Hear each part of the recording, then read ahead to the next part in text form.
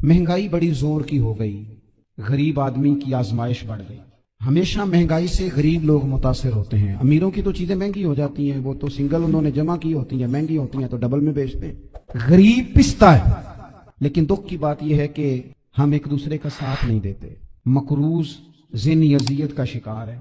3 दिन है ना ईद के, तो एक जोड़े से भी गुजारे जा सकते हैं, एक से भी। अक्सर लोग तो वैसे ईद की नमाज पढ़ के सो जाते हैं, और जो बेदार भी हैं वो भी कपड़े बदल करके जानवर के ज़िबा में मशगूल हैं। हमने इस ईद पे कोशिश करनी है कि हमारी गली में, हमारे मोहल्ले में, हमारे दाएं बाएं थोड़ा सफर करें, बच्चों को देखें, सरकारी स्कूल से निकलते बच्चों को देखें, मसाजिद मदारस से निकलते बच्चों को देखें। हम ना एक एक दो दो का साथ दें। ये जितनी सियासी जमातें काम कर रही हैं, जिनकी हुकूमत थी, जिनकी है, पता नहीं कल किसकी आएगी, मैं तो जाती तौर पर इनसे पूरा मायूस हूँ। मुझे तो नहीं लगता कि जितने लोग आज तक हुकूमत कर चुके हैं, बार बार आते हैं या पिछली हुकूमत गई है, इनके पास कोई प्लान ही नहीं है। ये तो बेचारे एक दूसरे की टांगे खींचने के अलावा ना कुछ कर सके हैं, ना उम्मीद है कुछ करेंगे। लेकिन गरीब की तकलीफ बढ़ गई है। मेरे पास 20 लोग आते हैं, आते तो वो दुआ का कहने हैं, आते तो सिर्फ ये बताने हैं कि इस मुश्किल में हूँ, दुआ करना। लेकिन दोस्तों, लोगों की बातें सुन के बड़ी तकलीफ होती है। हम क्या किसी की मदद कर सकते हैं? हमारे लिए तो मदारस चलाने मुश्किल हैं, लेकिन लोग अजियत का शिकार हैं। ज़हनी कर्ब के नीचे लोग आ गए। इतनी बड़ी अजियतें खड़ी कर दी गई हैं। थोड़ा थोड़ा देखो, 2 का खाना 3 भी तो खा ही सकते हैं ना, 3 का खाना 4 भी तो खा ही सकते हैं ना। मेरे महबूब ने हमें ये नहीं कहा था ज्यादा गोश्त पकाना, बल्कि रसूल पाक ने तो रंग ही बड़ा सादा दिया है। करीम ने फरमाया, आयशा शोरबा जरा ज्यादा कर लो, पड़ोसियों को भी सालन दे देंगे। थोड़ा शोरबा ज्यादा कर लो, इसी को बढ़ा लो, थोड़ा शोरबा बढ़ा लें, थोड़ा थोड़ा एक दूसरे की मदद करें, दस्त शफकत रखें। गलियों में सुनसान लोग, अब तो लोग एक दूसरे से दुख भी नहीं कहते, वो कहते हैं देना किसी ने है कुछ नहीं, और तमाशा अलग से बन जाएगा। दोस्तों, हमने खुद एक दूसरे का हाथ बटाना है। जो लोग साहिब सरबत हैं, देखो एक ही बाप की औलाद होती है, एक को अल्लाह बड़ा नवाज देता है, 2-3 कमजोर रह जाते हैं। उसको चाहिए वो दूसरों पे दस्ते शफकत रखे। एक गली में सारे लोग एक ही कबीले के, एक ही इलाके के, एक आगे निकल गया, उसे चाहिए वो दूसरों का ख्याल करे। अजीज भाइयों, हमने इस कमर तोड़ महंगाई के दौर में, मैंने जुमे में अमीर लोगों से कहा था कि कुर्बानियां करनी तो है ही, तो तुम तो सारा साल गोश्त खाते हो। क्या आपको बताऊं कि हम उस वतन में रहते हैं जहां फ्रिज और फ्रीजर बड़ी इससे पहले ज्यादा बिकते हैं। फ्रिज नहीं ले आओ, बड़ी ले आओ, चूंकि गोश्त सेव करना है, सारा साल भी तो मिलता है ना अमीरों। मैंने तो कहा था उस गांव में ले जाओ जहां कुर्बानी कोई नहीं कर रहा, ज़िबाई वहां जाके कर लो। थोड़ी सी गुंजाइश बनाएं अपने दिलों में। नबी पाक सल्लल्लाहु अलैहि वसल्लम ने फरमाया, रात की एक घड़ी भर दीन सीख लेना सारी रात नफल पढ़ने से बेहतर है। अब हमें समझना चाहिए कि किताब पढ़ के भी बंदा रब रसूल तक पहुंच सकता है। किताब और सुन्नत रास्ता आसान करते हैं, लेकिन हमारे यहाँ क्या मिजाज दिया गया है, बाबा जी के पास चलो, जरूर जाएं बाबा जी अगर मेरे क्या, तो मना कोई नहीं कर रहा। लेकिन जो सोच हमें हुजूर ने दी है, हमने उसी सोच के मुताबिक अपने मामलात को तरतीब देना है ना। अब एक बात मैंने आपसे पूछी और आपने कहा कौम सारी बाबा जी की तरफ जाएगी। हदीस पाक किस तरह है? अल्लाह के महबूब मस्जिद शरीफ में तशरीफ लाए, दोनों जानिब लोगों के हल्के बने हुए हैं, लोग बैठे हुए हैं। एक हल्के में लोग अल्लाह की याद कर रहे हैं, जिक्र हो रहा है। एक हल्के में बैठ के एक आलिम किताब और सुन्नत का दर्स दे रहे हैं, एक सियाफी और बाकी सुन रहे हैं। खास तवज्जो करें नौजवान मेरी बात पर। रसूल करीम सल्लल्लाहु अलैहि वसल्लम दोनों के बीच खड़े हो गए और करीम ने फरमाया, दोनों महफिलें खैर की हैं, दोनों ही हल्के खैर के हैं।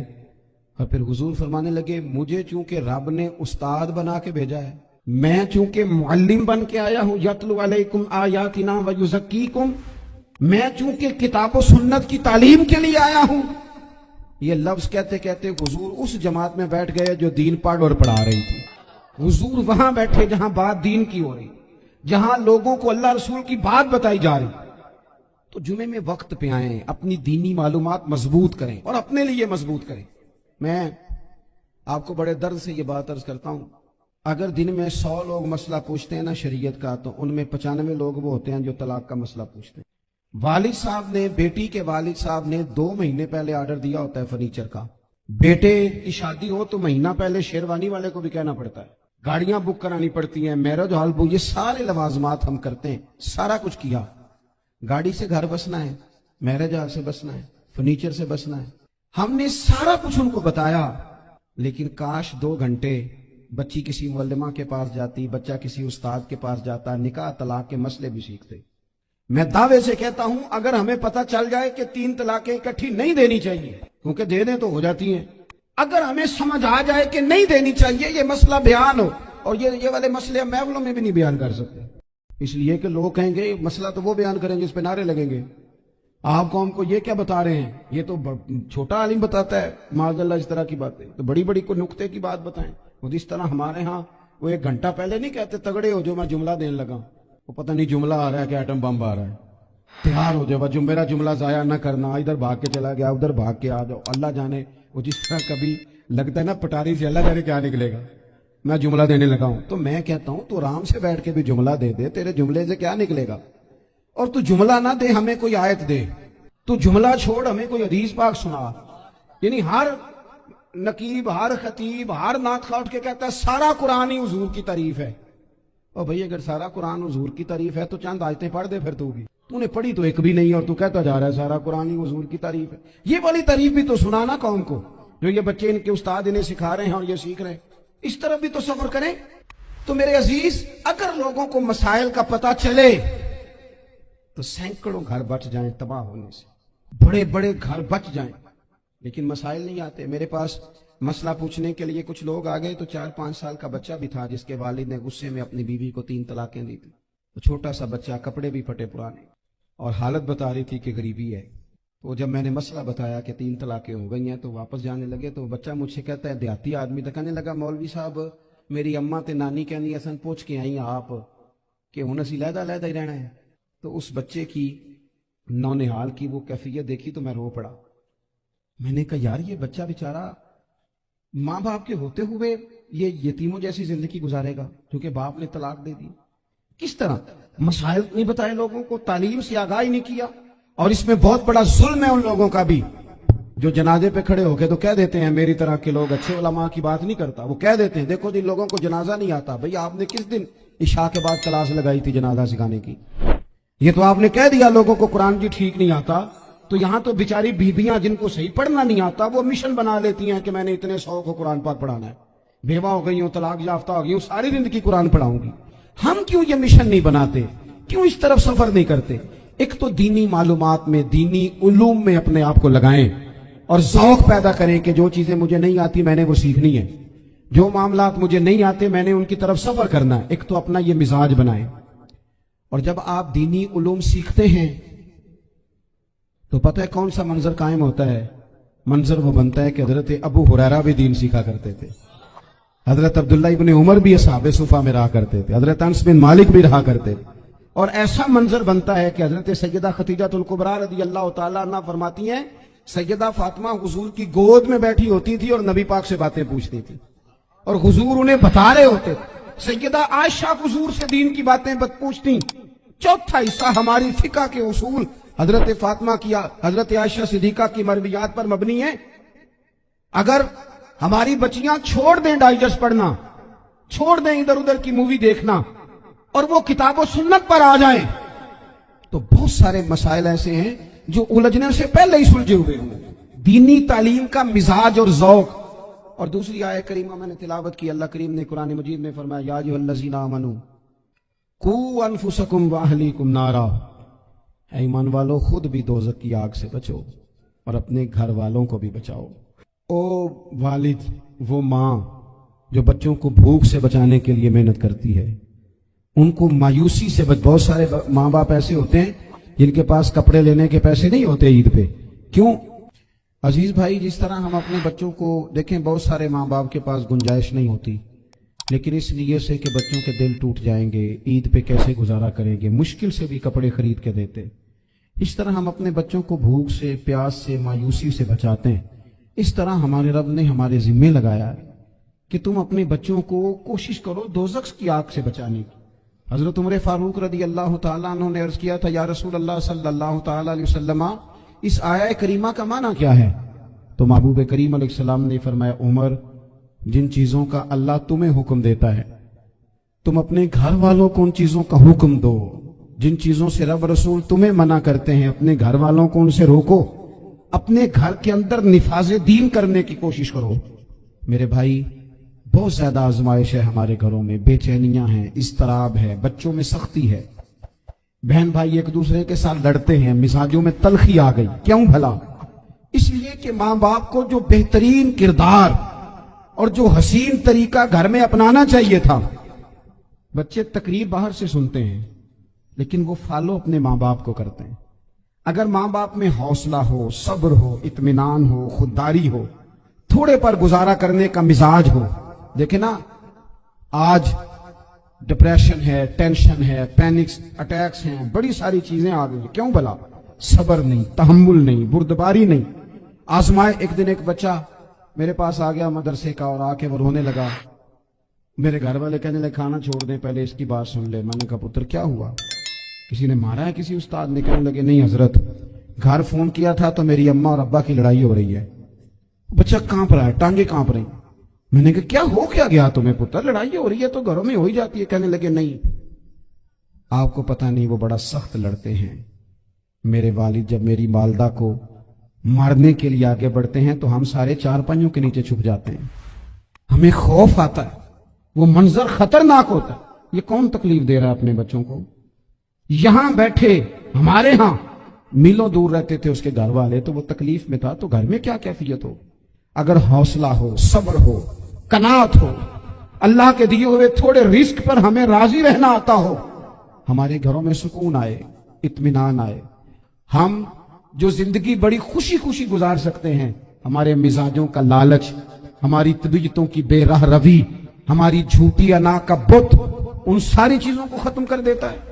اپنی زندگی کے اندر اگر ہم وہ کردار اپنے بچوں کو دیں جس کردار میں موبائل بھی ہو، جس میں گاڑی بھی ہو، جس میں پیسے بھی لا کے ابا دراز میں رکھتا ہو، لیکن والد کا گھر میں مصلی بھی موجود ہو، اس کی کوئی تصویر بھی ہو، وہ یہ بھی کہتا ہو کہ خدا نے اپنے فضل سے آج 5,000 دیا ہے تو اس میں 1,000 غریبوں کا بھی ہے، اس میں تھوڑا سا میں نے اللہ کی رضا کے لیے بھی رکھا ہے.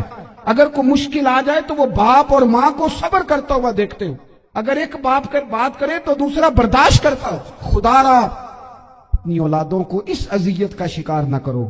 اپنے گھروں کے اندر وہ خودداری، وہ پیار، وہ وقار، وہ محبت، وہ انداز.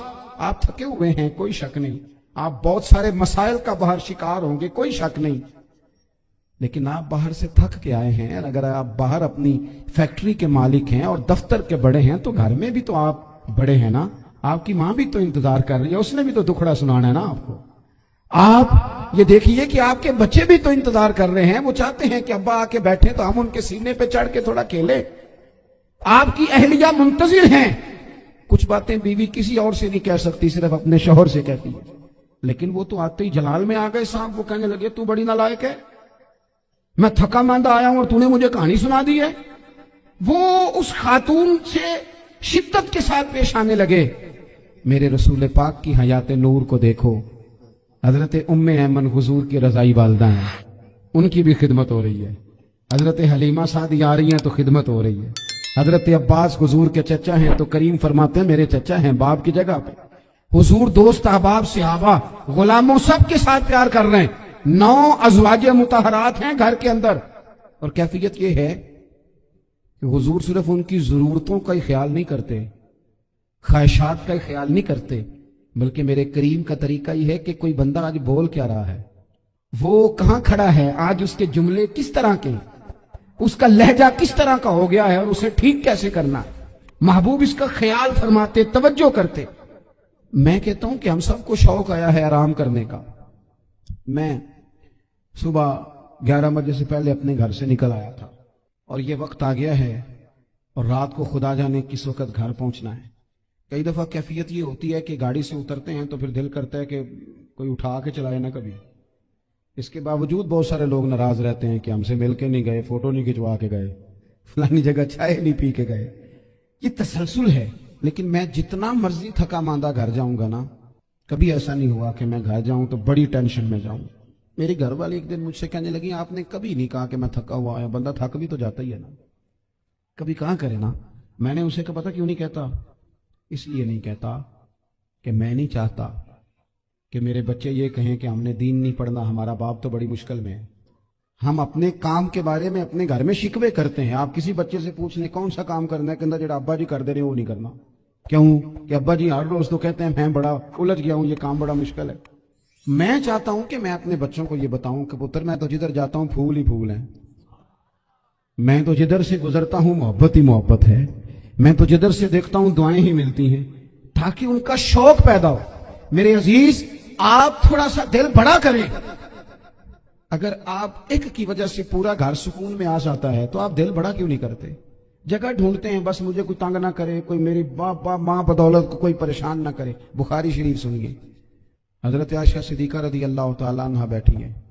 حضور فرمانے لگے عائشہ آج ایک بات نہ بتاؤں تمہیں؟ یا رسول اللہ بتائیے. حضور فرمانے لگے جب تم مجھ سے ناراض ہوتی ہو تب بھی مجھے پتہ چل جاتا ہے, اور جب راضی ہوتی ہو پھر بھی پتہ چل جاتا ہے.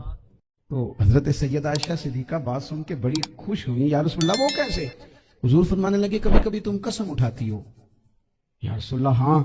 فرمایا جب ہوتی ہو نا راضی خوش تو پھر کہتی ہو مجھے رب محمد کی قسم صلی اللہ علیہ وسلم, پھر تم میرے نام کے ساتھ رب کریم کا نام ملا کے قسم اٹھاتی ہو رب محمد کی قسم. یا رسول اللہ بالکل ایسے ہی ہے. اور فرمایا جب تمہارے دل میں کوئی بات ہوتی ہے نا تو پھر تم کہتی ہو مجھے رب ابراہیم علیہ السلام کی قسم, پھر تم رب محمد نہیں کہتی. یہ بخاری مسلم میں موجود ہے. حضرت عائشہ صدیقہ نے تو بات سنی تو کھل گئی طبیعت, کہنے لگی کریم صدقے جاؤں یہاں تک خیال فرماتے ہو, کس کے جملے کہاں پہنچ گئے, یہاں تک خیال ہے. فرمایا مجھے پتہ چل جاتا ہے کہ تمہاری کیفیت کیا ہے, کہاں کھڑی ہو. اور بھئی ہم تو اپنی ماں کا بھی خیال نہیں رکھتے. ہمارا باپ کہاں بیچارہ کھڑا ہے, وہ تو انتظار میں تھا کہ کوئی 10 منٹ میرے پاس بیٹھے گا, توجہ ہی نہیں, جذبات کا خیال ہی نہیں. حضرت عائشہ صدیقہ بات سن کے عرض کرنے لگے یا رسول اللہ مجھے رب محمد کی قسم ہو, میں صرف نام چھوڑتی ہوں, میرے دل میں ہر وقت مدینے والے محبوب ہی رہتے ہیں, نام ہی چھوڑتی ہوں صرف. او میرے دوست تھوڑا سا جا. اور دوسرا عرض کروں گا, دولت اگر بہت عالی چیز ہوتی نا, بہت قیمتی, تو سب سے زیادہ سیدہ عائشہ کے گھر میں ہوتی. اگر پیسوں سے ہی سو کھاتا تو پیسے سب سے زیادہ حضرت فاطمہ الزہرا کے کاشانہ نور میں ہوتے. او میرے بھائیوں, سونا وقت محبتوں سے گزارا جا سکتا ہے. او بھائی, میں نے تو اپنے گھر میں یہ دیکھا کہ میرے والد صاحب گرمی آتی تو فرماتے او لو بھائی تانوں ان پرواہ نہیں, میں تواڈے پڑھولے چ دانے پا دیتے نے تے تواڈی ماں نے مرتبہ نے چار پا دیتا ہے, لو اب تمہیں کہیں جانے کی ضرورت نہیں پڑے گی. اس پہ بھی وقت بڑا اچھا گزرتا, اس پہ بھی ٹائم بڑا اچھا. 6 کھانے کھا کے بچے نخرے کر رہے ہیں. میں نے اپنے والد صاحب سے ایک دن کہا, میں کہ ابا جی تانوں پسند کی ہے؟ فرمان لگے پتر جے تے لگی ہوئے بھوک پھر تے ہر شے, اور اگر بھوک نہ ہو تو پھر نخرے ہیں, پھر کیا پسند ہونا ہے. طبیعت نہیں, اپنے گھروں میں اپنے دوستوں میں اطمینان پیدا کریں, اس طرح سے باہر آئیں. اور ایک بات اور عرض کرنی ہے, یاد رکھنا تقریر باہر چلتی ہے, گھر میں نہیں چلتی. گھر میں عمل چلتا ہے. گھر جا کے آپ لیکچر دینا نماز پڑھا کرو, نماز پڑھا کرو, نماز پڑھا کرو, نماز پڑھا کرو, تو کوئی نہیں پڑھتے گھر والے. آپ گھر میں نماز خود شروع کر دیں. نبی پاک صلی اللہ علیہ وسلم نے فرمایا گھروں کو قبرستان نہ بناؤ, کچھ نفلی نمازیں گھر میں بھی پڑھا کرو. اللہ کے پیارے رسول صلی اللہ علیہ وسلم کا گھر مسجد نبوی کے بالکل ساتھ ہے, دروازہ حضور کے گھر کا مسجد میں کھلتا تھا. لیکن نبی کریم صلی اللہ علیہ وسلم کیا کرتے تھے؟ حضرت عائشہ صدیقہ فرماتی ہیں تہجد کی نماز گھر میں پڑھا کرتے, گھر میں حضور تہجد کی نماز پڑھتے. اگرچہ گھر میں دشواری تھی, کچھ عبادات کچھ نمازیں گھر کے اندر بھی انسان پڑھے. آخری گزارش آپ حضرات سے کرنی ہے.